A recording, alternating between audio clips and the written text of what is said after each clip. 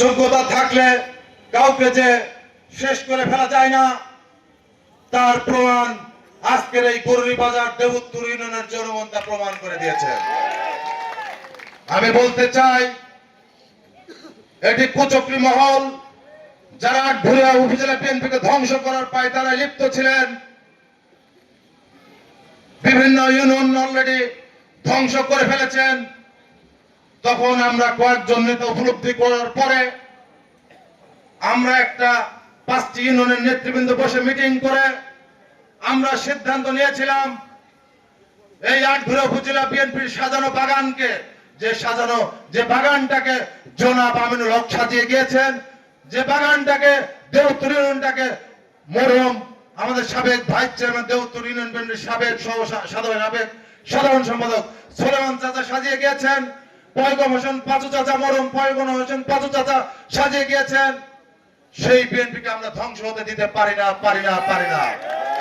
সংগ্রামী নেতৃবৃন্দ, সেই উপলব্ধি থেকেই আমরা কয়েকজন নেতৃবৃন্দ সেদিন সিদ্ধান্ত নিয়ে আমরা জাকারিয়া পিন্টু ভাইয়ের সাথে দেখা করে তাকে বলেছিলাম, আটঘরিয়ার বিএনপির হাল আপনাকে ধরতে হবে, আটঘরিয়া বিএনপির জনগণের সাথে আপনাকে থাকতে হবে, আটঘরিয়া উপজেলা বিএনপি ঐক্যবদ্ধ করার জন্য যা করার দিন রাত পরিশ্রম করে আমরা করব, আপনি শুধু আমাদের বটবৃক্ষ হয়ে আমাদের সামনে থাকবেন।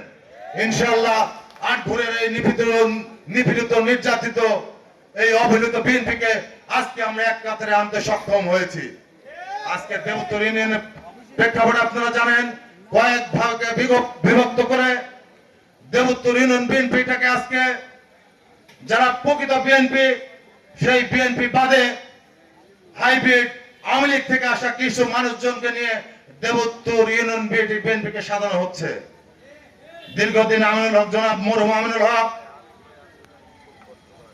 যে বিএনপিটাকে এখানে সাজিয়ে গিয়েছিলেন, সেই সকল সিনিয়র নেতৃবৃন্দ, প্রত্যেকটা ওয়ার্ড বিএনপির নেতৃবৃন্দ, ইউনিয়ন বিএনপির নেতৃবৃন্দকে বাদ দিয়ে আজকে বিএনপিটাকে ধ্বংসের পায়তারায় লিপ্ত হয়েছিলেন। আমি দেবুত্তর ইউনিয়ন বিএনপির কিছু নেতৃবৃন্দ, আপনাদের দেবুত্তর ইউনিয়ন বিএনপির নেতা, যিনি আজকে দিন রাত অক্লান্ত পরিশ্রম করে আজকে এই পদসভাকে জনসভায় পরিণত করেছেন, দেবুত্তর ইউনিয়ন বিএনপির সফল সিনিয়র সহসভাপতি জনাব আনোয়ার হোসেন মতিনকে আমি ধন্যবাদ জানাচ্ছি। তিনি আজকে এই উপলব্ধি করতে পেরে আজকে সাইফুল ভাই সহ আরো সিনিয়র কিছু নেতৃবৃন্দ আপনারা ঐক্যবদ্ধ হয়ে আজকে দেবুত্তর ইউনিয়ন বিএনপির সাধারণ জনগণকে কিন্তু আজকে এক কাতারে নিয়ে আসতে পেরেছেন। সংগ্রামী নেতৃবৃন্দ, আমি আপনাদের বলতে চাই, পদই সবকিছু নয়, আবার জনগণ যার সাথে আছে তার পদের দরকার নেই। জনাব তারেক রহমানের কয়েকদিন আগের একটা বক্তব্য শুনেছি, আপনি যদি আপনার পিছে যদি জনগণ না থাকে, আপনি কিসের নেতা? আমাদের পিছে জনগণ আছে, জনগণই আমাদের মনোবল, জনগণই আমাদের শক্তি। ইনশাআল্লাহ আটঘরিয়ার জনগণ আমাদের সাথে আছে।